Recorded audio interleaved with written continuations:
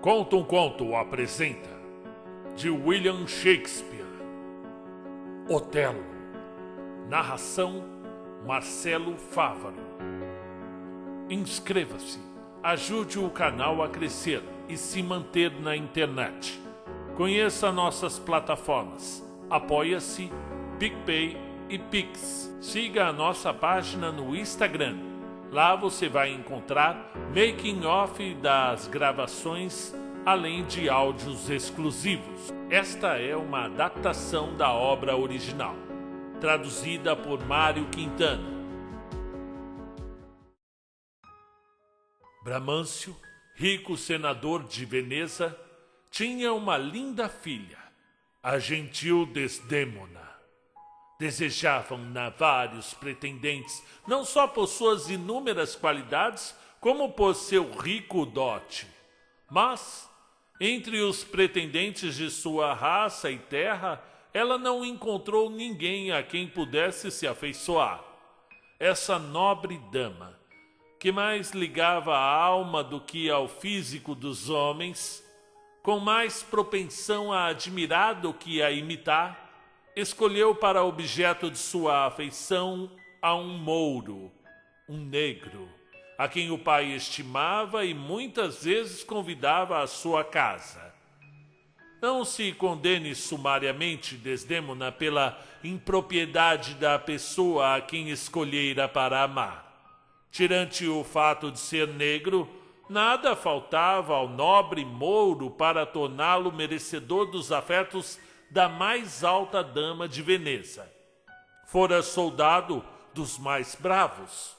Por sua conduta nas sangrentas guerras contra os turcos, ascendera ao posto de general a serviço de Veneza e gozava da estima e da confiança do Estado.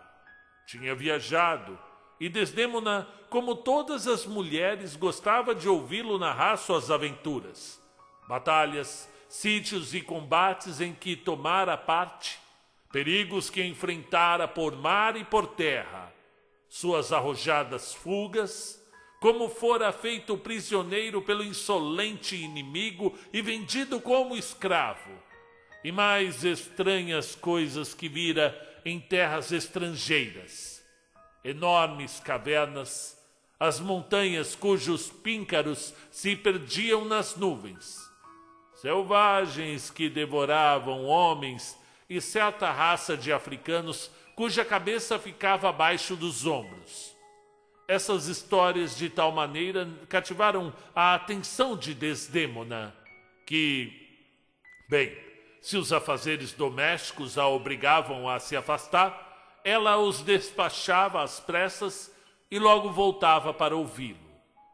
De uma feita numa hora propícia, ela lhe pediu que contasse toda a sua história de vida, da qual já conhecia muito, mas apenas por partes.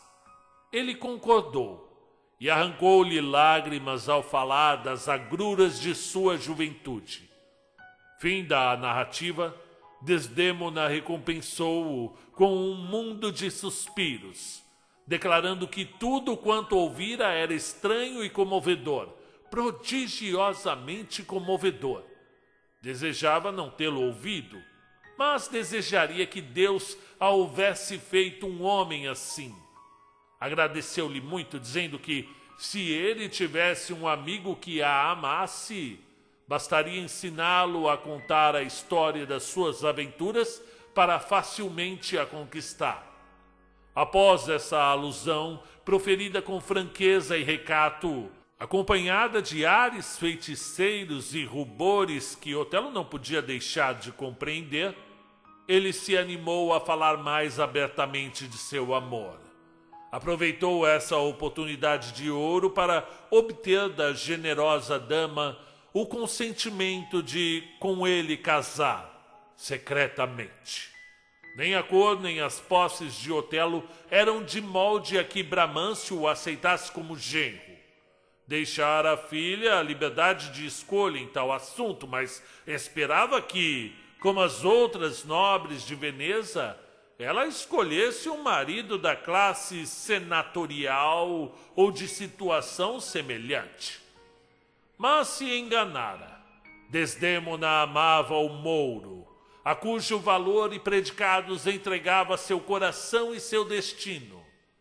Tão subjugado estava seu coração àquele homem que, até a própria cor da pele, que para qualquer outra dama constituiria um obstáculo insuperável, ela a julgava acima de todas as peles alvas dos jovens nobres de Veneza, seus pretendentes. Embora celebrado clandestinamente, seu casamento não se conservou secreto, chegando aos ouvidos de Bramâncio, o qual se apresentou em solene reunião do Senado para acusar o mouro Otelo de haver, por meio de sortilégios e bruxedos, induzido Desdémona a casar com ele, sem o consentimento paterno e contra os deveres da hospitalidade. Aconteceu, porém, que o Estado de Veneza teve imediata necessidade dos serviços de Otelo, em virtude da notícia de que os turcos haviam armado uma poderosa esquadra que já ia a caminho de Chipre para arrebatar esse forte posto dos venezianos. Nessa emergência, o Estado voltou as vistas para Otelo, como o único capaz de conduzir a defesa de Chipre contra os turcos. Desse modo, Otelo foi intimado a comparecer ao Senado, não só como candidato a um alto cargo, mas também como réu de crimes que, pelas leis de Veneza, eram considerados capitais. A idade e a dignidade senatorial de Bramâncio impunham atenção àquela grave assembleia.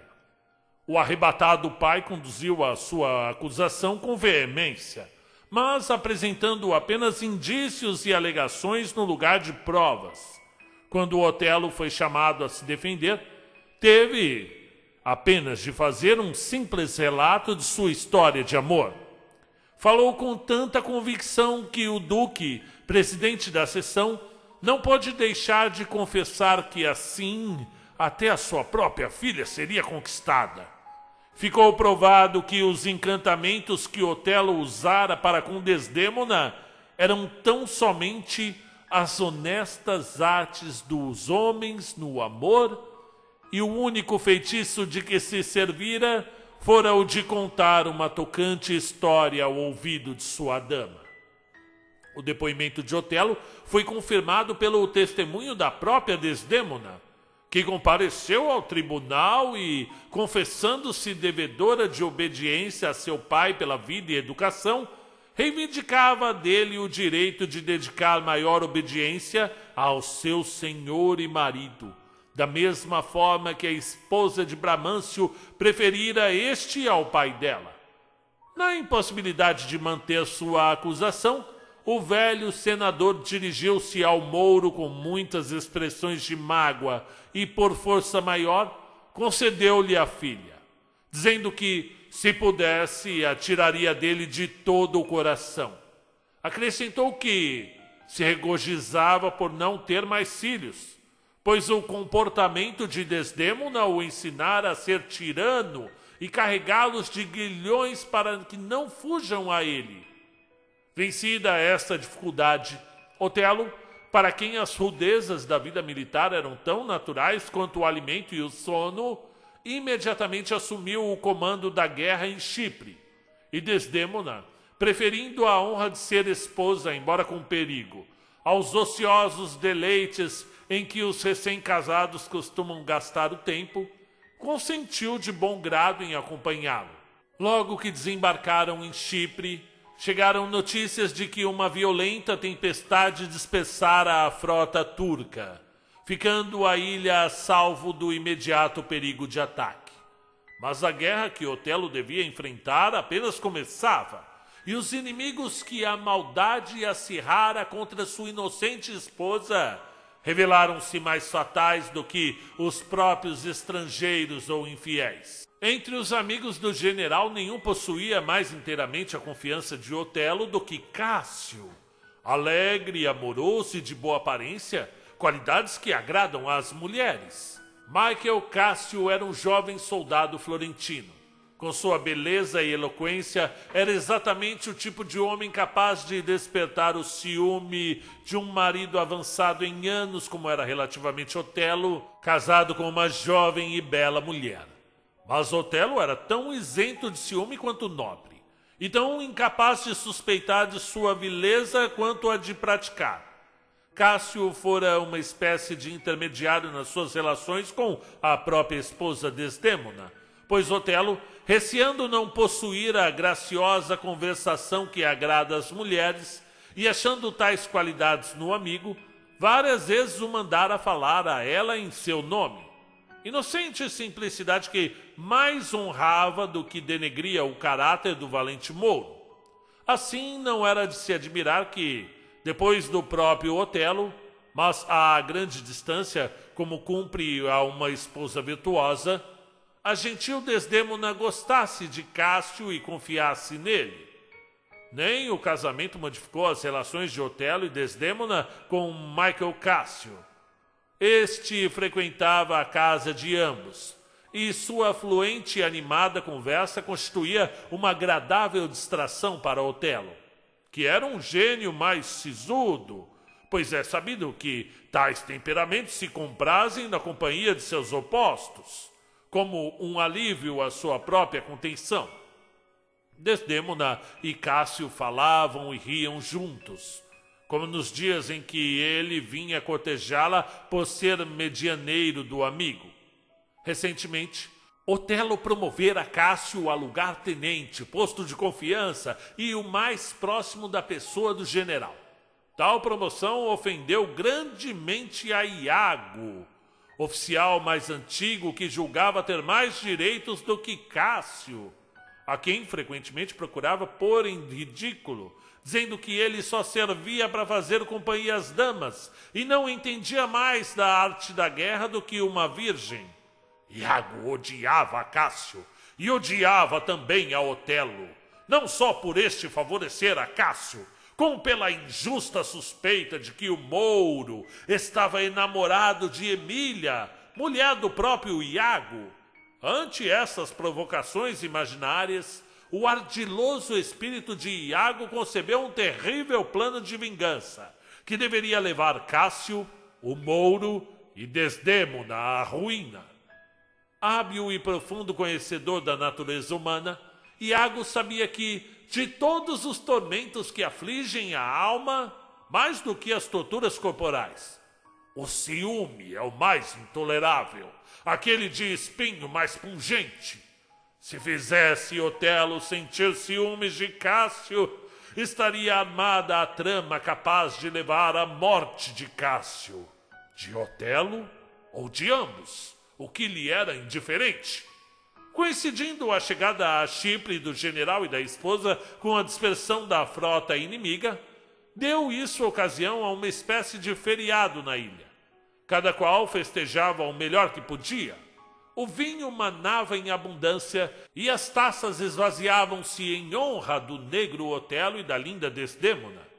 Naquela noite, Cássio tinha o comando da guarda e incumbência de impedir que os soldados se excedessem na bebida, para evitar conflitos que pudessem atemorizar os habitantes ou indispô-los contra as tropas recém-chegadas. Iago começou então a realizar seus planos. Sob o pretexto de lealdade e estima ao general, induziu Cássio a abusar do copo, o que é uma grave falta num oficial da guarda. Cássio resistiu por algum tempo, mas não soube defender-se da camaradagem que Iago aparentava. Pôs-se a beber copo sobre copo, enquanto Iago o incitava. Cantava louvores à senhora Desdémona, a quem brindava repetidas vezes, afirmando ser ela a mais admirável das damas.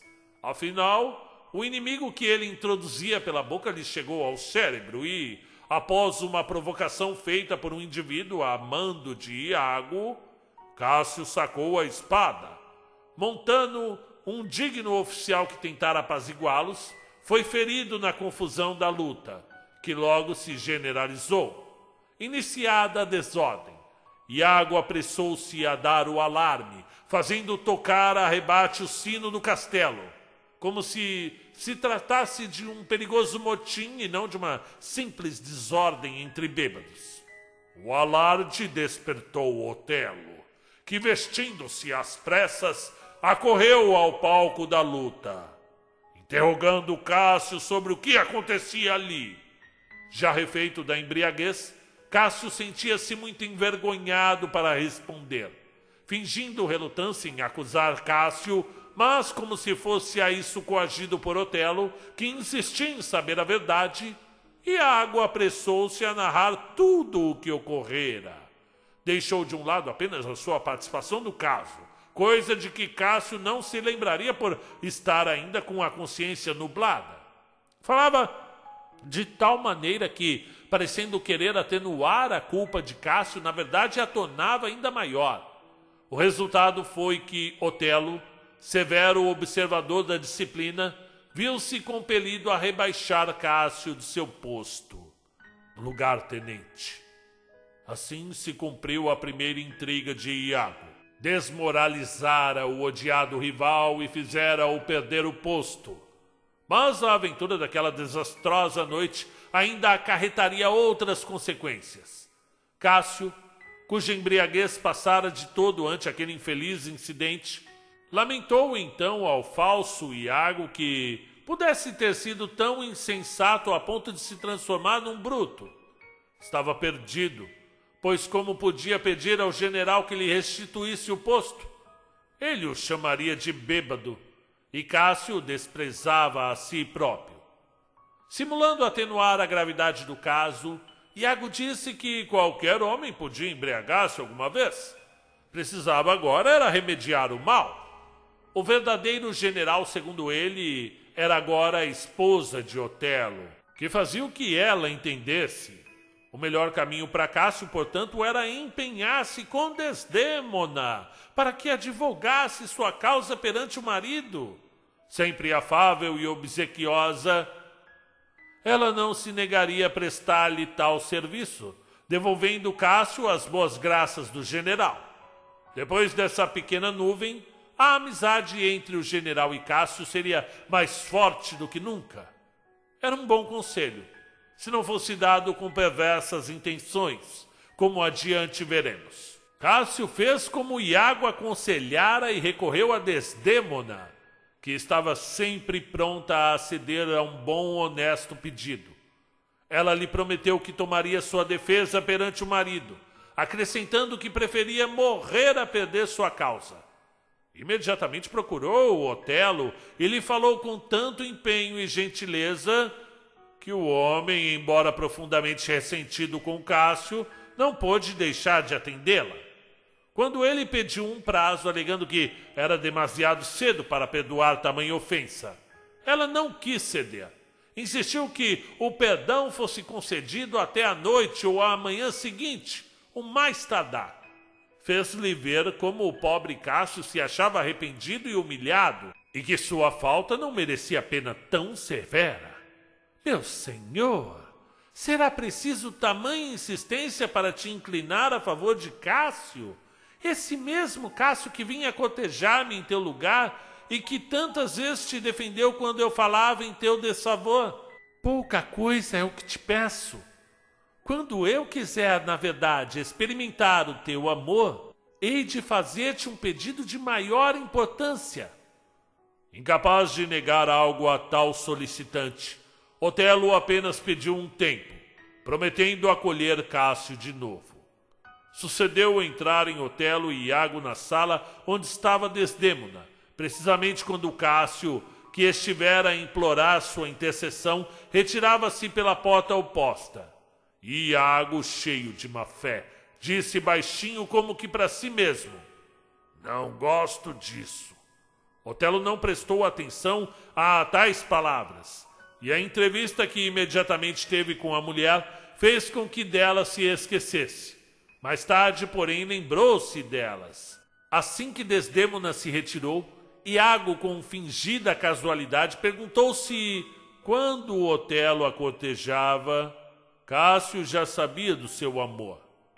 O general respondeu afirmativamente, acrescentando que várias vezes ele servira de intermediário no romance. Então Iago franziu as sobrancelhas, como se acabasse de esclarecer uma terrível dúvida. Com efeito, exclamou. Isso fez Otelo lembrar as palavras que Iago pronunciara ao entrar na sala. Tentava descobrir-lhes o sentido, pois achava Iago um homem justo e honrado. E o que num reconhecido vilão pareceria mera intriga, nele parecia a expressão de uma alma honesta, em luta com algo demasiado grave para ser mantido em silêncio. Otelo então pediu a Iago que dissesse o que sabia e transformasse seus piores pensamentos em palavras. E o que importa? Respondeu Iago. Que alguns vis pensamentos hajam penetrado em mim. Prosseguiu afirmando que seria uma pena se uma das suas imperfeitas observações resultasse em desgosto para Otelo, que na sua tranquilidade melhor seria com desconhecer o que ele pensava e que, por leves suspeitas, não se devia privar da boa reputação às pessoas honradas. Quando a curiosidade de Otelo atingiu o ápice com aquelas alusões e palavras veladas, Iago, como se de fato se interessasse pela tranquilidade de Otelo, pediu-lhe que se acautelasse do ciúme. Com tal arte sabia aquele vilão despertar suspeitas no desprevenido Otelo, pelo cuidado que fingia ter de preveni-lo contra elas. Eu bem sei, disse Otelo, que minha mulher é linda, gosta de convívio e festas, canta, toca e dança bem. Mas onde existe virtude, tais qualidades são virtuosas. Devo obter provas antes de considerá-la desonesta.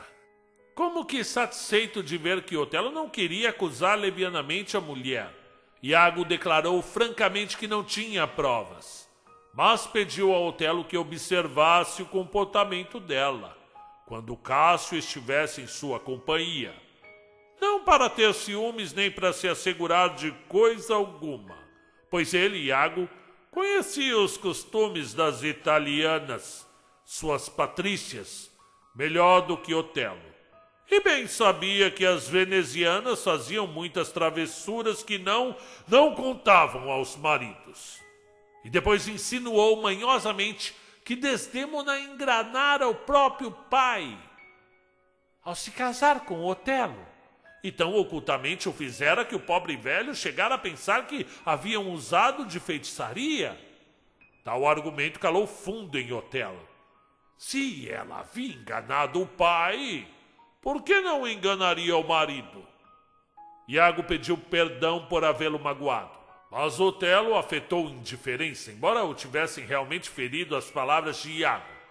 Disse-lhe que continuasse, o que o outro fez com muitas desculpas, como se nada quisesse assacar contra Cássio, a quem chamava de amigo. Foi então diretamente ao assunto, lembrando que Desdémona recusara casamento a muitos jovens da sua terra e raça, casando com um mouro, o que não era natural e apenas provava sua teimosia. Quando recuperasse a lucidez, era provável que ela confrontasse Otelo com as belas formas e os alvos rostos dos italianos, os seus patrícios. Terminou aconselhando-o a deixar para mais tarde a reconciliação com o próprio Cássio e que, nesse meio tempo, notasse com que interesse Desdémona intercederia pelo amigo, pois isso o podia levar a saber muita coisa. Assim, maldosamente armou aquele vilão as suas ciladas, para saber e fazer reverter as amáveis qualidades da inocente senhora em detrimento dela, apanhando-a na rede de sua própria bondade. Terminou a entrevista, pedindo a Otelo que considerasse inocente a esposa até conseguir provas mais decisivas. Otelo prometeu paciência, mas desde aquele momento nunca mais teve paz de espírito, nem papoulas, nem o suco da mandrágora. Nem todas as poções soporíferas do mundo puderam lhe restituir o suave descanso que até então desfrutara. adoecia de preocupação e já não se comprazia no exercício das armas. Seu coração, que saltava ao som de um tambor e palpitava à vista das tropas e bandeiras, parecia ter perdido todo o orgulho e ambição que são a virtude do soldado. Seu ardor militar e todas as suas antigas alegrias o abandonaram. Às vezes, julgava a esposa honesta, outras vezes infiel. Às vezes julgava Cássio justo, outras vezes não. Então, desejava nunca ter sabido coisa alguma, pois nada sofreria se ela amasse Cássio, contanto que não soubesse. Dilacerado por esses loucos pensamentos, uma vez agarrou Iago pela garganta e exigiu-lhe provas da infidelidade da sua esposa Desdêmona, ameaçando matá-lo se a houvesse caluniado.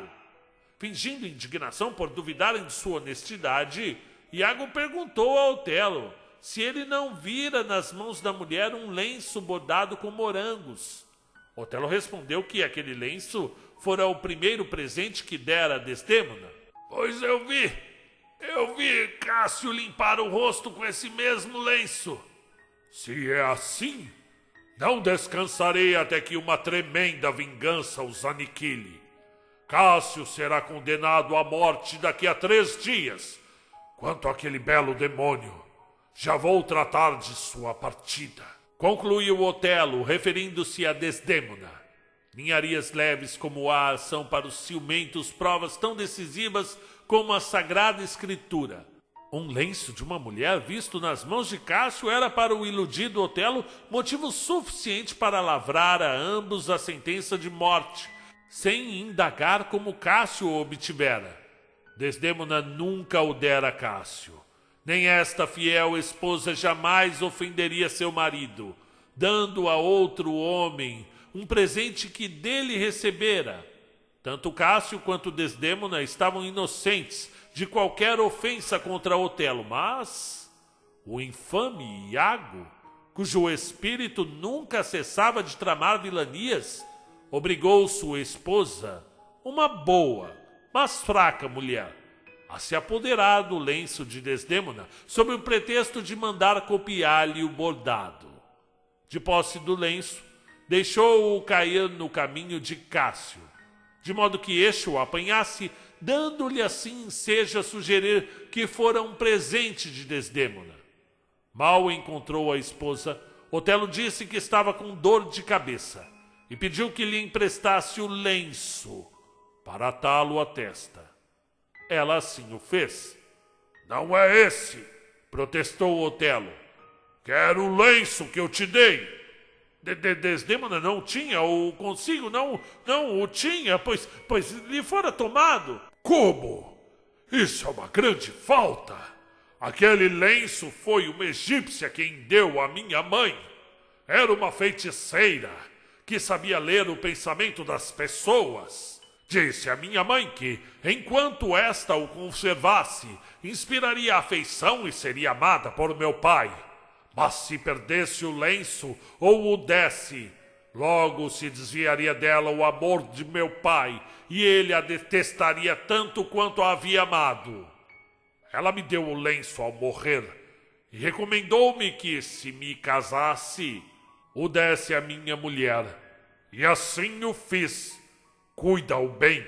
Ele deve ser para ti tão precioso como a menina dos teus olhos. Será possível? Exclamou Desdêmona aflita. É verdade! Trata-se de um lenço mágico. Fê-lo em transe profético numa sibila que já contava 200 anos de vida. Bentos eram os bichos que forneceram a lã, a qual foi tingida do sangue de corações de virgens.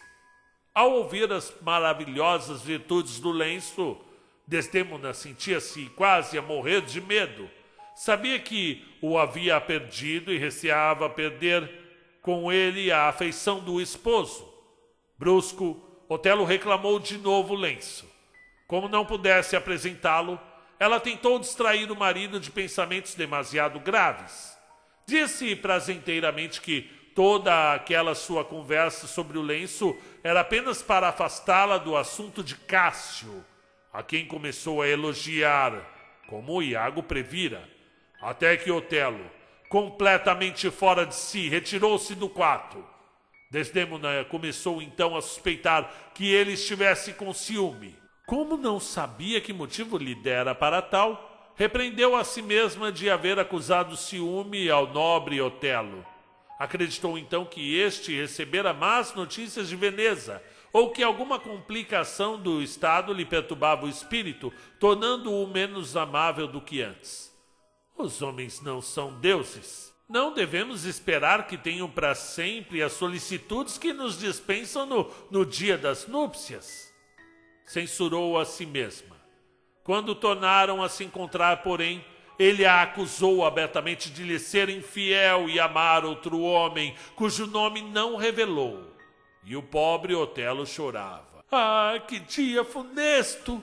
Por que choras? Perguntou Desdémona.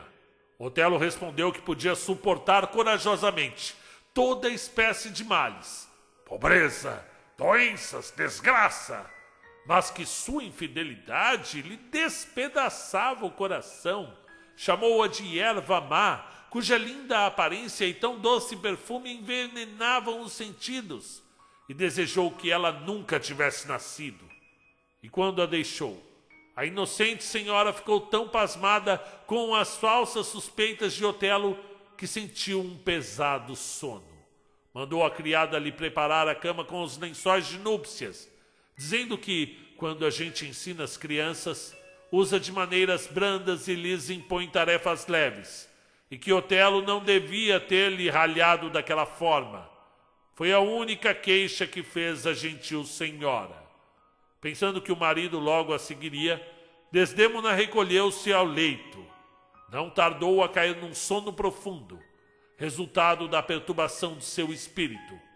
Nisso, Otelo entrou no quarto, com o obscuro propósito de matá-la.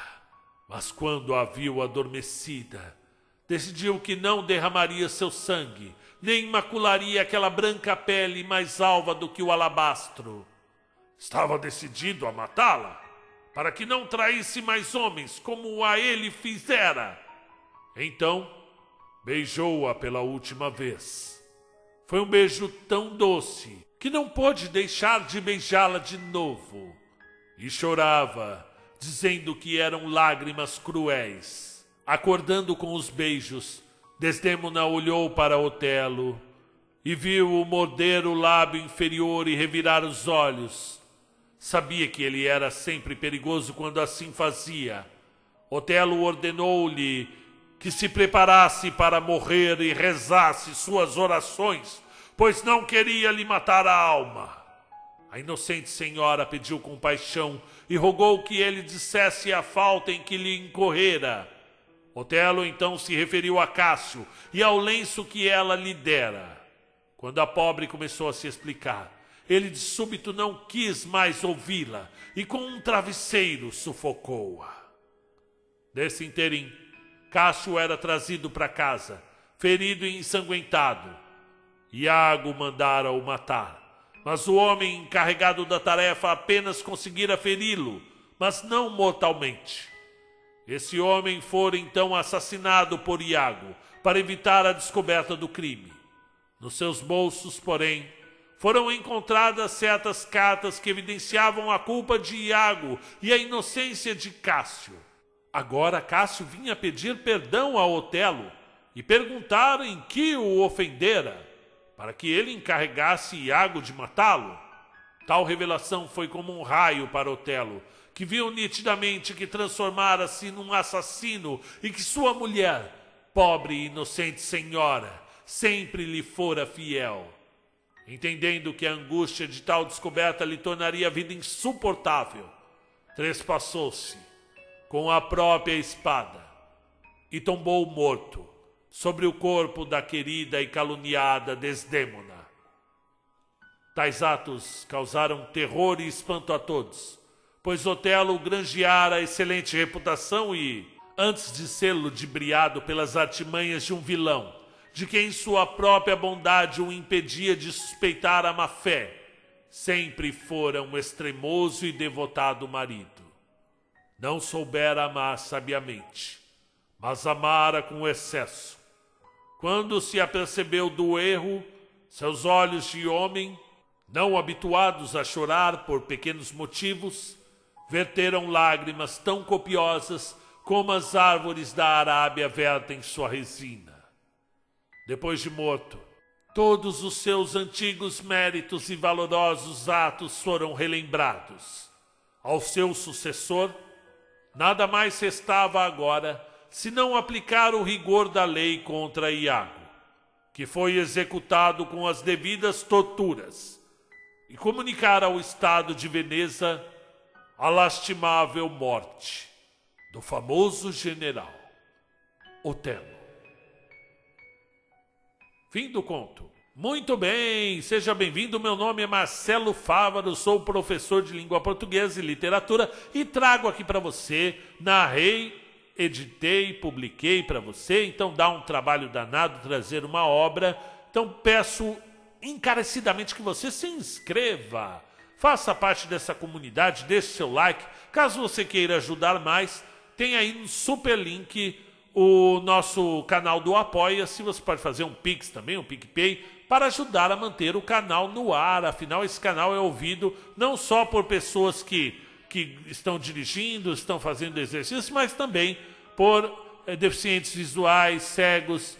Então vamos lá. Primeiramente, Otelo é uma das maiores obras de William Shakespeare e, naturalmente, só por ser de Shakespeare, é uma das maiores obras da história da humanidade, ok? Já que ele é um dos maiores, se não o maior dramaturgo da história, ok? Muitas das palavras em língua inglesa que nós conhecemos foram inventadas por Shakespeare. Então a sua obra é tão vasta, é tão grande, que ajudou a criar o Modern English, né? O inglês moderno que nós conhecemos aqui, ok? Então vamos lá, vamos falar de Otelo. Gente, se vocês falarem por aí que já leram Otelo, vocês estão mentindo, hein? Isso aqui é apenas uma adaptação feita para jovens, para ser lido nas escolas, para aquelas crianças até 12, 13 anos que estão em processo ainda de captação de léxico, de aprendizagem. Então, não vai me falar que você leu Otelo e que não gostou, porque Otelo é muito maior do que isso, apesar do trabalho fantástico do Mário Quintana, que se prestou a esse serviço de trazer um clássico da literatura mundial para jovens que estão ali aprendendo ainda, né? Mário Quintana, ele é um poeta maravilhoso, é aquele lá, eles passarão, eu passarinho, né? Aquele poeminho do Contra, tem o poema Emergência, que é maravilhoso, do Amoroso Esquecimento, a segunda canção de Muito Longe, a Rua dos Cataventos, ou seja, ele já é um poeta consagrado na história do nosso país, não precisaria estar fazendo um trabalho desse, mas, por sua bondade e gentileza, resolveu traduzir essa adaptação de obras do William Shakespeare. O Otelo é muito maior do que isso e traz ensinamentos para a vida. Não é uma obra que você consegue abarcar, abraçar em menos de uma hora. Você vai levar a vida inteira lendo o Otelo, assim como qualquer obra do Shakespeare. Eu costumo dizer que esses livros, no original, eles devem ficar próximos ali da sua mesa, para que durante a vida você várias vezes vá buscar nessas fontes de William Shakespeare inspiração, talvez para uma nova escrita, talvez para a vida, talvez para o conhecimento que a gente tem do ser humano, e que o William conseguiu colocar no papel de uma maneira inédita, ok? Então, o Otelo é um livro que, quando você lê a primeira vez, é uma leitura. Quando você volta a lê-lo novamente aos 20 e poucos anos é outra, e aos 40 é outra, e aos 50 é outra, porque ela traz uma profundidade, uma complexidade, uma subjetividade, uma plurissignificação muito grande.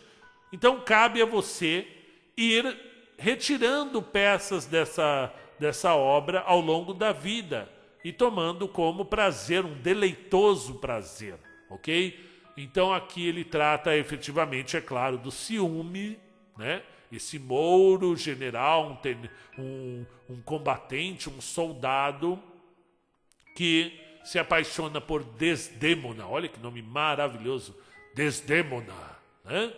E, infelizmente, pelo ciúme, acaba assassinando sua... É um Dom Casmurro onde você tem um ponto de vista diferente, mas trata basicamente da mesma coisa, ciúme, ok? Então, eu gostaria que você não abandonasse essa obra, que fosse atrás da obra original para lê-la, seja em inglês, seria muito melhor se você conseguisse aproveitar todo o prazer que é ler em inglês, mas numa tradução mais próxima do original em português, você vai conseguir também ter uma noção do tamanho de uma obra de William Shakespeare.